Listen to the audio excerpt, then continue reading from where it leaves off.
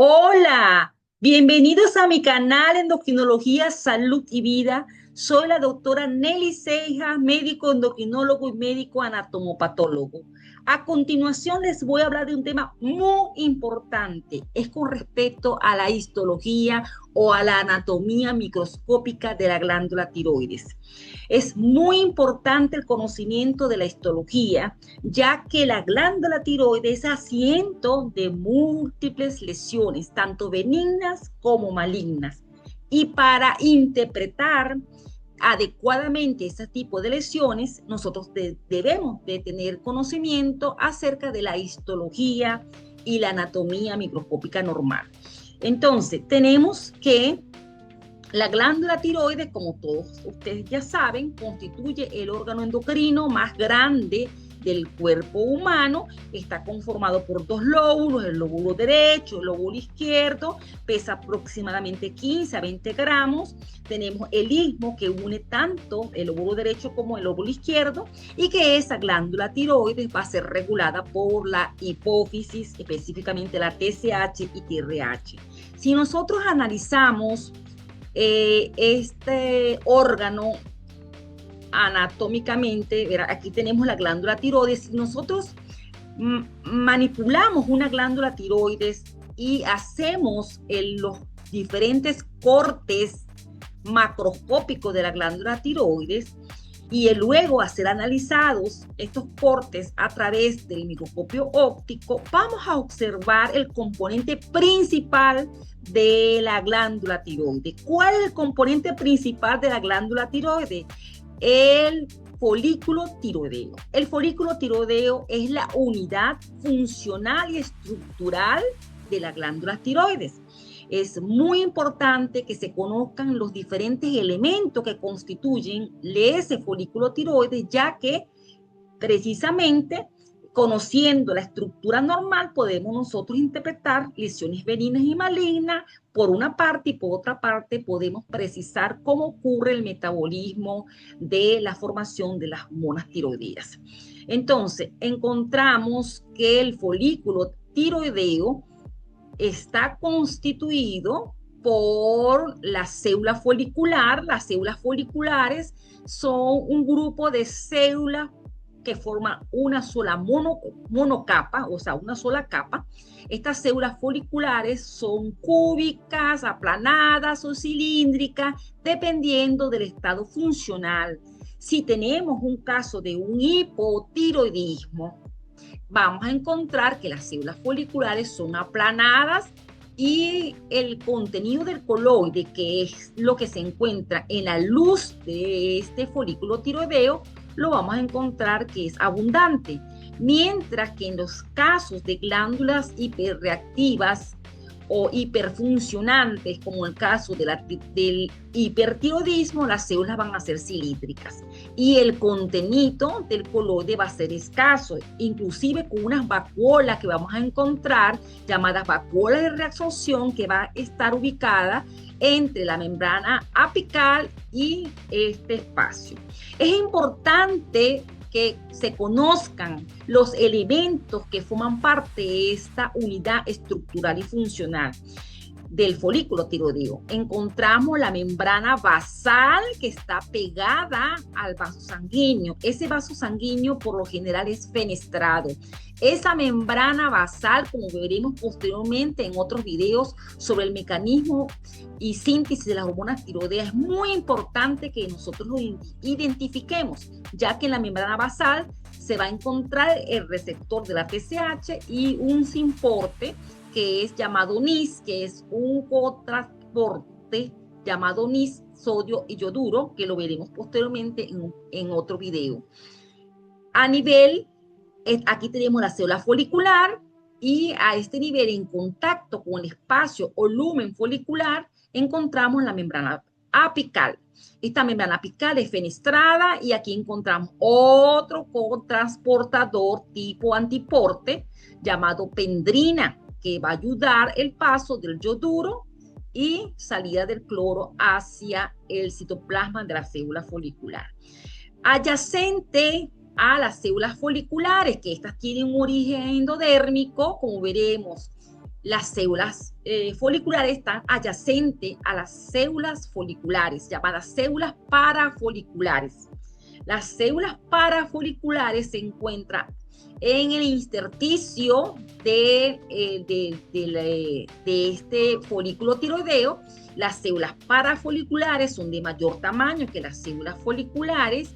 Estas presentan un origen neurotodérmico y representa 0.1% de la cantidad de células encontradas en la glándula tiroides.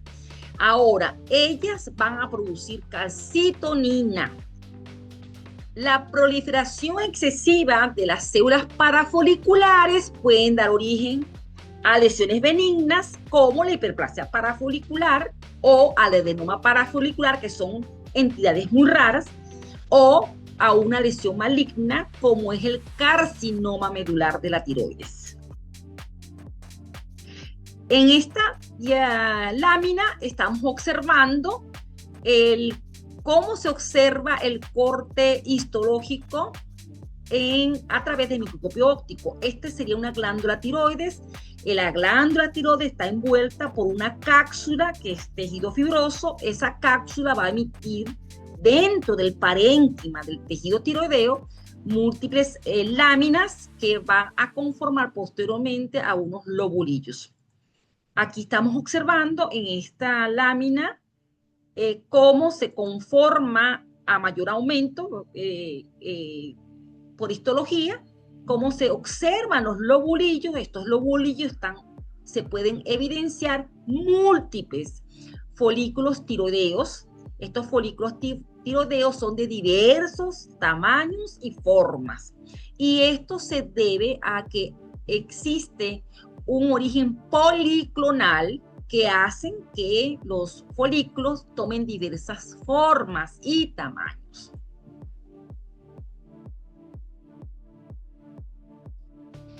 Aquí, bueno, estamos representando cómo el tejido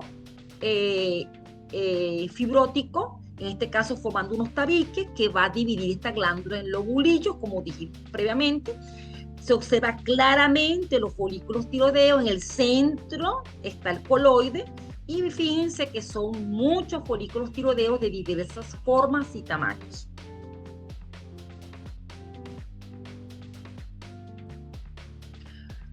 En esta diapositiva estamos observando con mayor tamaño cómo es el folículo tiroideo. El folículo tiroideo está revestido por una sola capa de células foliculares. Como dije previamente, estas células pueden ser aplanadas, cúbicas o cilíndricas, dependiendo del estado funcional de la glándula tiroides. En el centro encontramos a este material rosado que corresponde al coloide y que no es más que la tiroglobulina yodada. Forma parte del almacenamiento de la tiroglobulina yodada. Entonces, aquí estamos observando el lobulillo con diversos folículos de diferentes tamaños. Se dicen que aproximadamente toda la glándula tiroidea tiene 3 millones de folículos. Aproximadamente. Y que estos folículos varían de diferentes tamaños, entre 50 a 100 micras aproximadamente.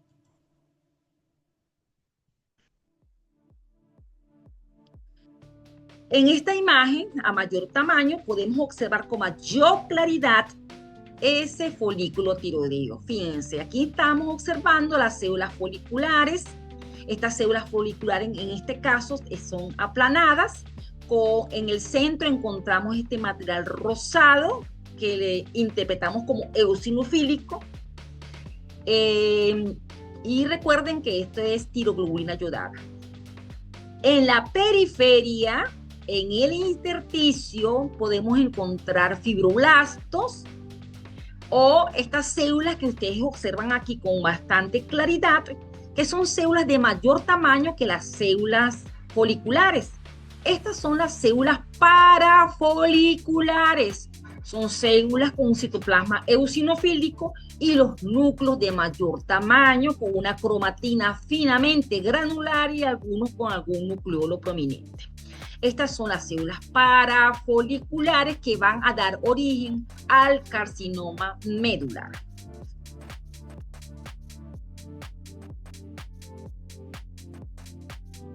Ok, vean bien esta imagen. Esta es la imagen que quiero que quede clara para poder interpretar las siguientes imágenes. Esto sería lo normal. Los folículos, las células que pueden ser aplanadas, cúbicas y cilíndricas, una sola capa, dependiendo del estado funcional. Ya dijimos que pueden variar pueden ser aplanadas en hipofunción, en el caso del hipotiroidismo, cilíndricas en el hipertiroidismo. Los núcleos son núcleos monomórficos, bien definidos, con una cromatina finamente granular, y algunos de estos núcleos presentan uno o dos nucleolos. Esto es lo que vamos a encontrar. Hacia el intersticio vemos la presencia de células parafoliculares o de los vasos sanguíneos. Es una glándula que está muy irrigada. Encontramos vasos sanguíneos. Estos vasos sanguíneos suelen ser vasos sanguíneos fenestrados. Estos vasos sanguíneos están en contacto con la membrana basal del folículo tiroideo. Eso es muy importante que lo recordemos. Ahora, fíjense, en esta diapositiva que les voy a mostrar, vamos a observar diferentes estudios o diferentes imágenes de la histología de la glándula tiroides. Este estudio fue realizado por un grupo de médicos de la Universidad Panamericana de la Ciudad de México, Jara y colaboradores. Entonces vamos a observar, ellos vieron varios elementos que vamos a ir interpretando. Aquí estamos observando un corte histológico donde se evidencia un folículo linfoide con un centro germinal, y alrededor encontramos unas células con un color bastante rosado. Estas células muy rosadas son células oncocíticas, oxifílicas, son muy rosados, se tornan muy rosadas por la presencia de las mitocondrias. Esto es un corte histológico de una tiroiditis crónica de Hashimoto. A este nivel estamos observando, ¿verdad?, cómo es el folículo tiroideo. En el caso de una glándula en hipofunción, es decir, en hipotiroidismo, encontramos las células foliculares aplanadas con el lumen full de coloide, abundante coloide. Aquí estamos observando una célula con una mayor hiperfunción tiroidea. En caso del hipertiroidismo, las células son más cilíndricas. Si comparamos esta célula, es aplanada, ¿cierto? Estas son de mayor tamaño, son cilíndricas, los núcleos son evidentes. Y vemos que en el lumen el coloide es más escaso. Y esto me habla de hiperactividad. Al igual que esta vacuola que estamos observando, que está entre la membrana apical y el espacio. Todo eso nos habla que es una glándula que está en hiperfunción. A este nivel estamos viendo un corte histológico donde se aprecian estas estructuras que son cristales, llamadas cristales de Wedelita. Estos cristales son de oxalato de calcio.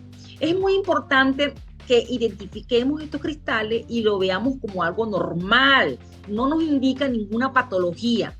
Y en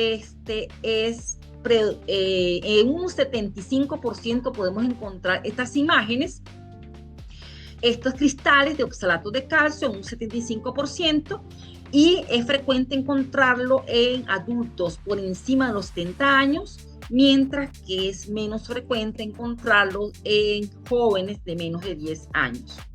En esta diapositiva estamos observando esta estructura que toma el aspecto como micropapilar, llamado cojinete de Sanderson-Danber. Esto es normal, no podemos confundir esta estructura como si fuera una lesión maligna, como un carcinoma papilar. Esta estructura, por lo general, lo vamos a encontrar en el polo o en uno de los polos del folículo tiroideo. Entonces, no podemos confundir esta estructura con un carcinoma papilar. Se llaman cojinetes de Sanderson-Danber.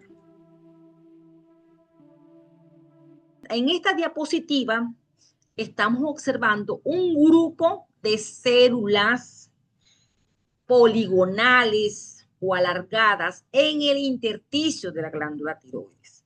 Este grupo de células puede estar presente en un 60% de los casos. Y esto es normal, es decir, no podemos confundir esta estructura que toma el aspecto como escamoso, como escamoide, y que la vayamos a confundir como una metástasis de un carcinoma escamoso o un carcinoma escamoso como tal.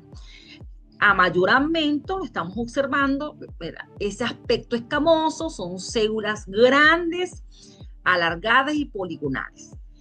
Estas células están en el intersticio y son originados del cuerpo último branquial. Pero, ¿qué es lo más importante de estos cuerpos sólidos llamados cuerpos de Kekusawa? Estos cuerpos de Kekusawa van a ser células pluripotenciales. Van a ser células pluripotenciales que pueden dar origen tanto a células foliculares como a células parafoliculares. Entonces, esto podemos encontrarlo de una forma normal en el tejido tiroideo.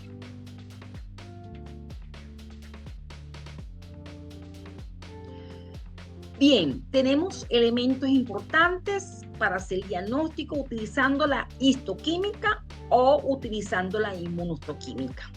En este caso, en esta diapositiva estamos utilizando una histoquímica. En este caso es la tinción de Paz, ácido periódico de Schiff, donde se va a colorear el centro del folículo, que es el coloide, va a ser positivo a la tinción de Paz. Entonces ya, si es positivo a la tinción de Paz, ya podemos decir, bueno, que hay la presencia de la tiroglobulina.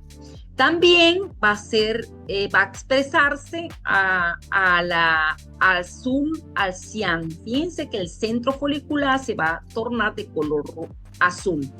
Estas son técnicas de histoquímica.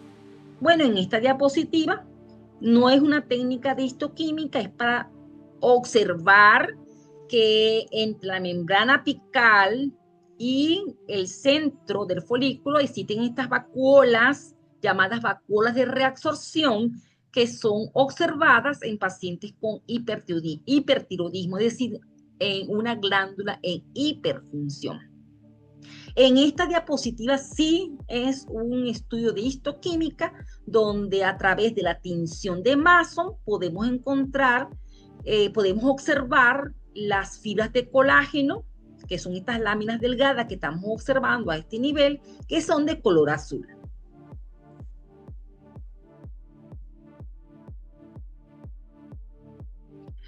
Aquí hablaremos sobre la inmunohistoquímica. En la inmunohistoquímica utilizamos el uso de anticuerpos, ¿no?, contra cierto antígeno. En este caso, la tiroglobulina, en esta lámina representada como la letra A, las células foliculares van a expresar a la tiroglobulina.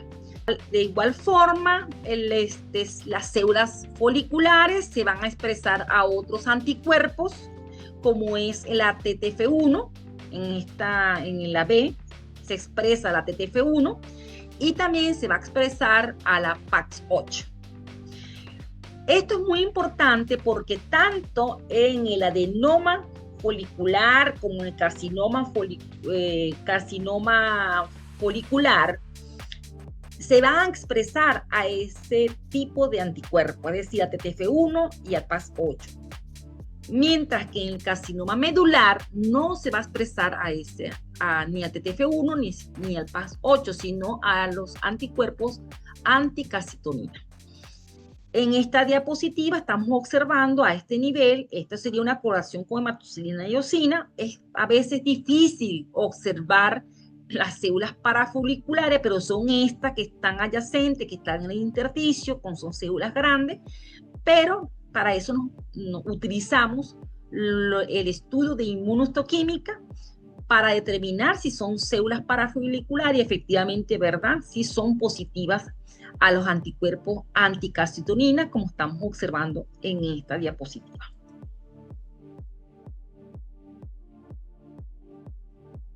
Aquí a mayor aumento vemos las células parafoliculares cómo se tiñen a los anticuerpos anticalcitonina.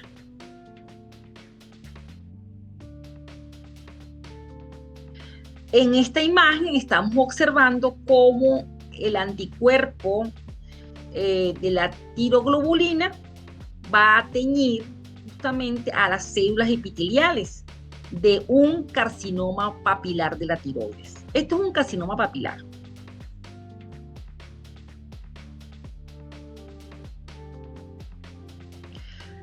Bien, esta sería la estructura normal de una glándula tiroides. Los folículos tiroideos, las células parafoliculares, el intersticio, los vasos sanguíneos. Podemos entonces ver si esto es lo normal, podemos encontrar diferentes alteraciones y patologías.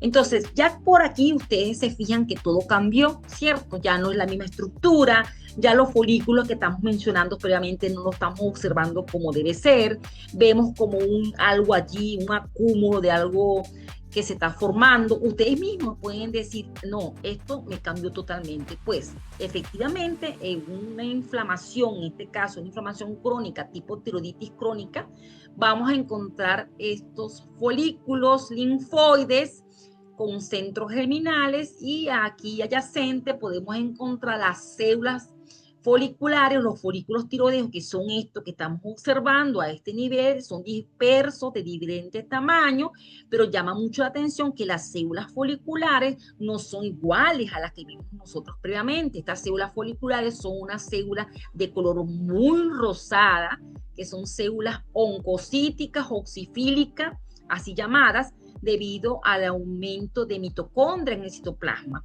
Y esto lo podemos encontrar con bastante frecuencia en los casos de tiroiditis crónica.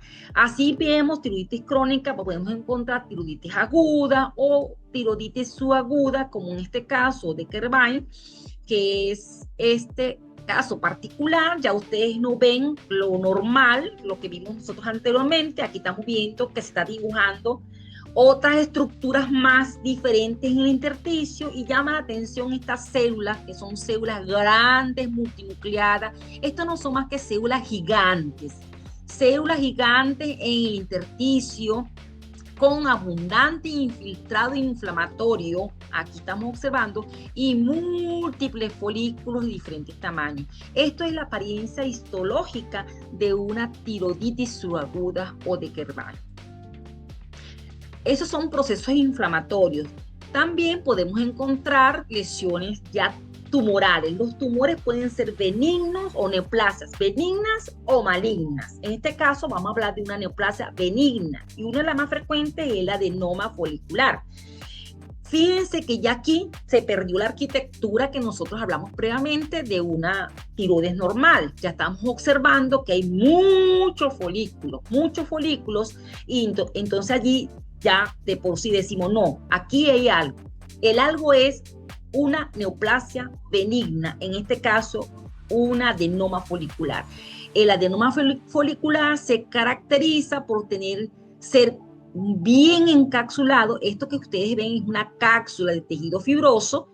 Aquí adyacente encontramos un tejido tiroideo donde se observan múltiples folículos de diferentes tamaños, característicos de un bozo hiperplásico, y aquí rodeando a esta cápsula, dentro de esta cápsula encontramos la presencia de múltiples células foliculares que forman microfolículos. Estos microfolículos están revestidos por células epiteliales uniformes, no hay atipicidad. Sin embargo, ya en otros videos vamos a hablar del adenoma folicular, que adquiere múltiples formas, desde la forma microfolicular, macrofolicular, trabecular y anizante, con núcleos grandes en bizarro. Eso lo veremos posteriormente. Pero esto es una lesión benigna, no atraviesa, no hay invasión a la cápsula.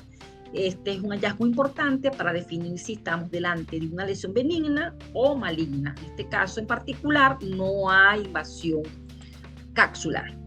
Hablamos nosotros lesiones inflamatorias, tumorales, adenoma folicular es una de las más frecuentes, pero también vamos a encontrar lesiones malignas, y una de las más frecuentes lesiones malignas es el carcinoma variante papilar.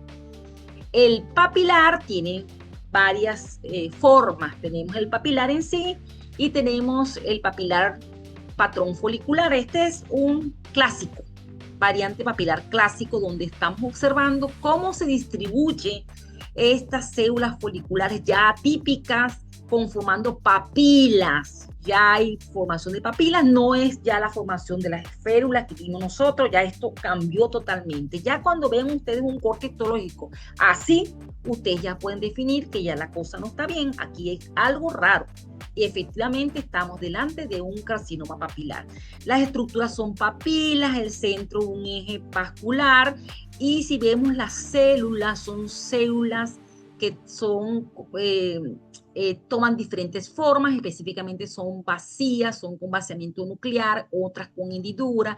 Encontramos superposición nuclear que estamos observando a este nivel, y ya a ver todas estas características, ya podemos definir que estamos delante de una lesión maligna. Aquí en este corte histológico que mostraré vemos con mayor claridad las papilas, cómo se van formando, que es la estructura grande que estamos observando, la arquitectura, cómo se perdió la arquitectura típica de la glándula tiroides, y aquí estamos observando con mayor claridad cómo son los núcleos. Los núcleos, es muy importante observar los núcleos. Estos núcleos son, hay un vaciamiento nuclear, reforzamiento nuclear, con una hendidura aquí en el centro que da el aspecto de, le da el aspecto de ojos de Anita la huerfanita, o en forma de granos de café. Hay reforzamiento nuclear, y algo muy importante es cómo estos núcleos se superponen, fíjense, ¿verdad? Uno tras otro. Entonces, ya esto es anormal, ya esto es algo atípico. Si comparamos esto con lo que vimos previamente, a la normalidad, ya aquí hay una cuestión que es atípica. Entonces, esto es un carcinoma papilar.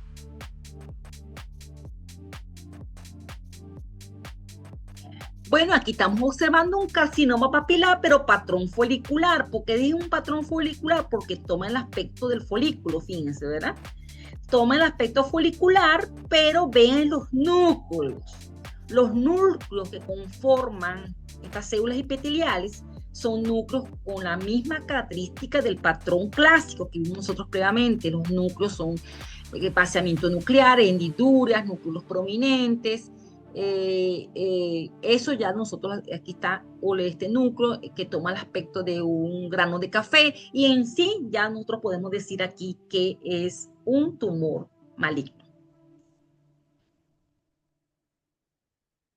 Otro carcinoma es el carcinoma medular. Recuerde que el origen del carcinoma medular son de las células parafoliculares. El patrón son múltiples patrones también que dibuja este tumor. Ya aquí son un tumor de aspecto fusocelular, células fusocelulares, y este material hialino que estamos observando también lo vamos a encontrar con cierta frecuencia en el carcinoma medular. Este material hialino, que es rosado, no es más que amiloide. El carcinoma medular va a ser positivo a la calcitonina, tal como estamos observando aquí. Aquí este sería ya el estudio de inmunohistoquímica, donde estamos observando la positividad a la calcitonina.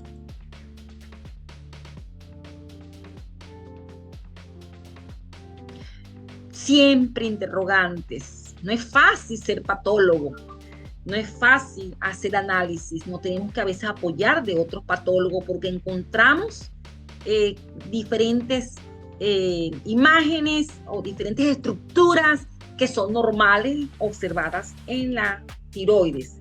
Se puede encontrar en una tiroides normal, y eso crea, pues, nos puede crear dificultades de interpretación, como este grupo de células que ya mencionamos previamente, que son restos del cuerpo de último branquial, o tan sencillo encontrar fragmentos de cartílago tiroides, de cartílago hialino, y esto lo dice, esto lo señala el libro de patología quirúrgica de tiroides de Dibolsi, 1990. Además, podemos encontrar fragmentos de músculo esquelético.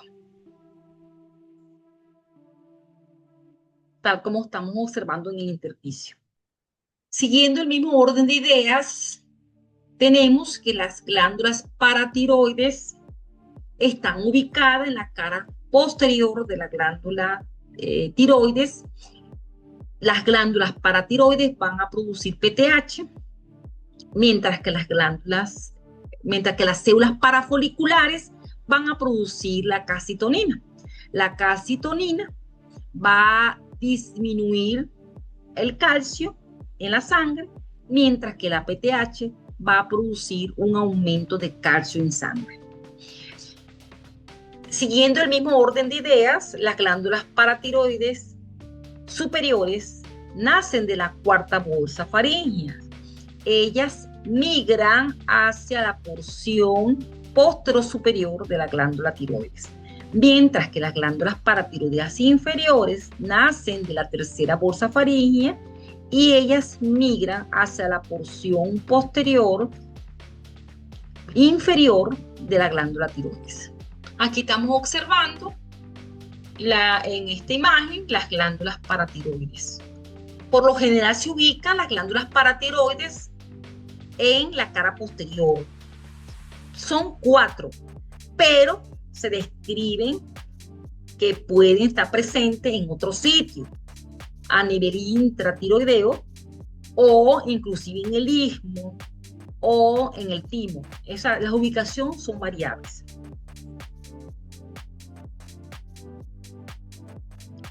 Aquí estamos observando en esta imagen cómo es la estructura histológica o microscópica de la glándula paratiroideas. Entonces, fíjense que es muy celular. Está revestida también por una cápsula, la conformación de múltiples células, unas que son llamadas principales y otras que son llamadas las oxifílicas. Estas células, grupos o nidos de células, las células principales son las que van a estar cargadas de PTH. Estas células principales van a ser de un citoplasma eosinofílico, es decir, claro, con núcleos bastante evidentes, algunos con otros con núcleos prominentes. Y tenemos otras células como esta que son más rosadas por el mayor contenido de mitocondria, son las células oxifílicas. Las células principales son las que van a formar la PTH. Las células oxifílicas no se conoce cuál es la función que tienen. Es una glándula muy irrigada, muy vascularizada y llama la atención también la cantidad que tiene de células adiposas. Estas células que ustedes ven blancas, que estas aquí son tejido adiposo. Se dicen que a partir de la quinta década de vida, 50% de la glándula es de tejido adiposo.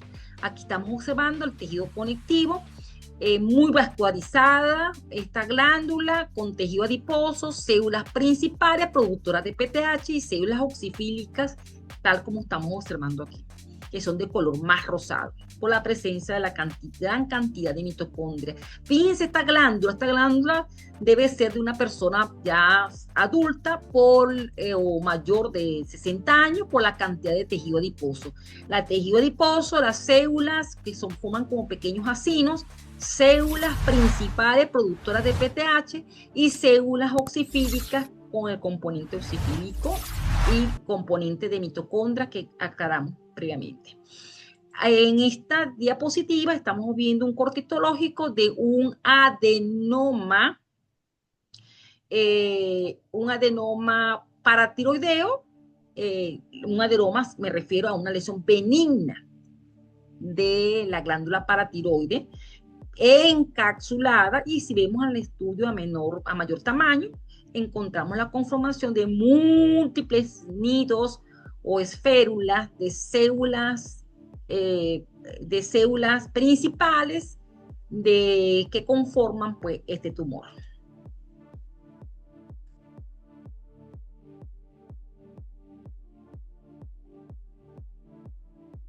Bueno, hasta aquí hemos llegado. Esta información espero que sea de interés para todos ustedes, sobre todo los que estamos en el área de la medicina. el conocimiento de la histología o la anatomía microscópica en su aspecto normal nos permite definir o aclarar con mayor precisión ciertas estructuras ya anormales encontradas en las glándulas tiroides, bien sea lesiones inflamatorias, como mencionamos previamente, como en el caso de la tiroiditis crónica, otras agudas o subagudas, como lesiones benignas o neoplasias benignas, como el adenoma folicular, o ya lesiones tumorales malignas, como el carcinoma papilar, carcinoma medular, entre otros. Espero que le haya gustado este video, compártenlo con sus amistades y bueno, dale un like, suscríbanse a mi canal Endocrinología, Salud y Vida. Los quiero mucho. Cuídense. Hasta luego.